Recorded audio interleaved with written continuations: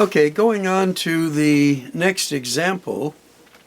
This is the previous one was 3a. This was 3b. And again, giving you some background, we have the function, but now we're looking at the inverse of the function, in which it's the inverse of the natural log of x. Again, if you put that in the calculator, you end up with these points where it's sort of shifted around, and I think I can do it this way here too, from something like that, oh, works out very well, to now the inverse of that, where it looks something like this. Now, what are we doing? They're asking us to move it to this point. So what kind of shift will that be? Well, again, we said this was our sort of a modified slope-intercept, y equals mx plus b. So where this out here is our y-intercept. So we're going to shift this diagram up how many? Well, again, it's right there now because our y-intercept is 0, which is right here. So we're going to shift this up 1. So as we shift it up 1 unit, we're going to just go like so. Shift that up 1 unit. And now that's what this is. We've shifted that up 1 unit. Now, we didn't list the domain yet, but let's do so. I'll put it in red.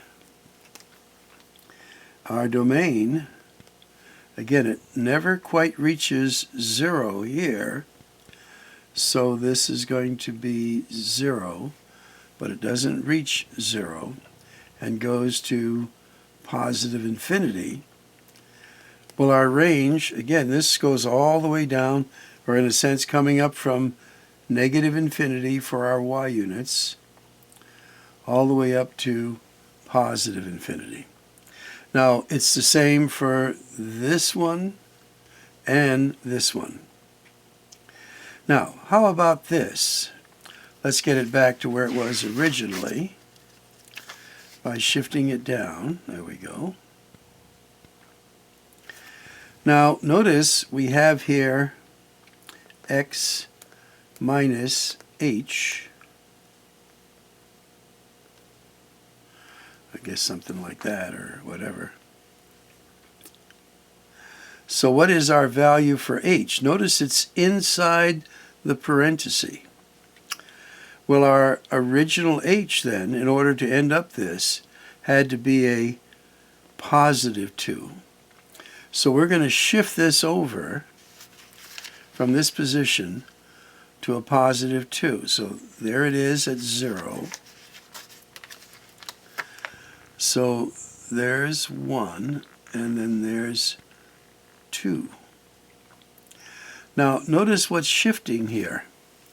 We also have now a new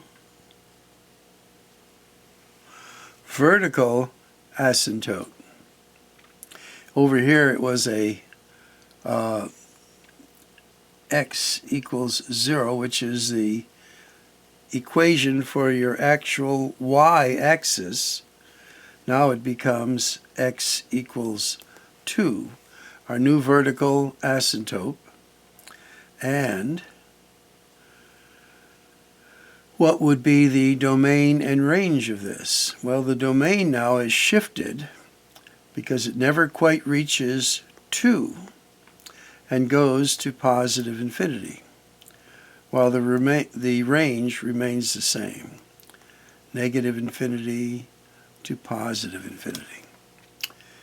Okay, well, as a little summary of the graphing, I thought that was useful and hopefully helpful for you.